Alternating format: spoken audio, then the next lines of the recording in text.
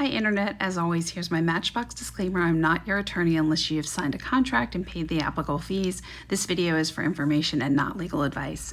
Today I want to talk about unpacking Ken's journey, relatable themes for men navigating divorce.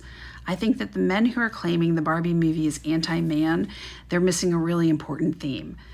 In Barbie's colorful world, Ken has a struggle with expressing his emotions and feels ignored by Barbie, and that I think can resonate deeply with a lot of men who are going through the divorce.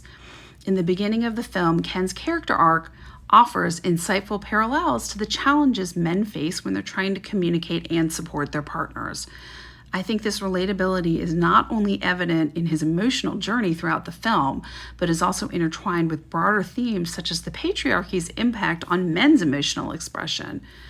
You know, Ken is this beloved character from the movie and from the toys, and here he is facing emotional struggles that mirror the experiences of men navigating divorce. His difficulty in articulating his emotions and feeling underappreciated by Barbie can echo the challenges that are faced by men who want to strengthen their marriages but may lack the necessary tools to communicate effectively, who have been taught that therapy and communication skills are too feminine or too womanly. I think he has a complex emotional journey in that he's struggling to express these emotions, and it's a reflection of the difficulties that many men will feel going through a divorce. His personal journey in the movie highlights the importance of us acknowledging and addressing that men's emotions can be bottled up, and that can hinder their personal growth and their relationship progress. I think men going through divorce can struggle with these barriers, and I do think that's why I think his character is the opposite of anti-men. I think a lot of men can understand Ken's perception of feeling ignored by their partners and feeling overlooked or undervalued in their marriages. And I think that it resonates with men who are really trying to support their partners but just don't have the tools to do that effectively. I also think that a lot of men have this fear that if they say, hey, I feel I'm being taken for granted, or I have these emotions, that it can just add to the challenges instead of help open the communication and address these issues. I really think it's an important Ken's struggles in the movie also do really reflect that the patriarchy discourages emotional expression among men, that societal norms suggest that men have to be these stoic, strong, pillars, and if they do express emotion, that there's something wrong with them. And I think that that theme can be parallel to the struggles that men are experiencing during divorce.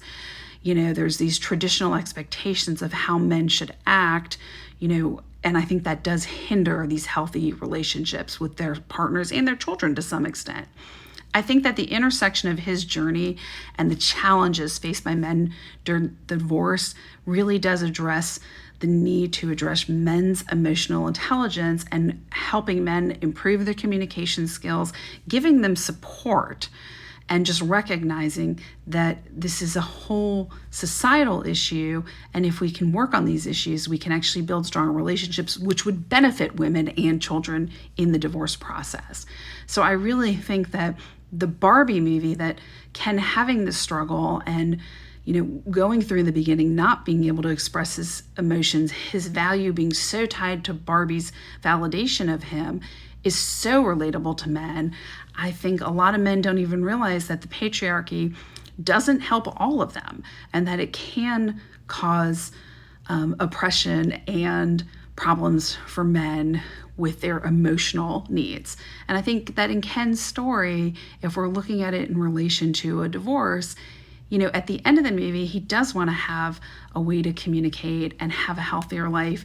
And towards the end of the film, when he's crying on the bed, and he even says, I'm evolved now, I can cry and it's okay. And I think that we have to recognize that, in my opinion, that this movie really was not just this, uber feminist utopia, but that there was this underlying theme. Well, I don't know that it was underlying. I think there was this really major storyline that was addressing that, neither gender or man, woman, or however we want to define it in today's world, should be in charge, and that we should look at each other as human beings and respect each other and communicate. And I think that that is a really useful tool to think about in the context of the divorce world. It's a weird world out there, guys. Stay safe.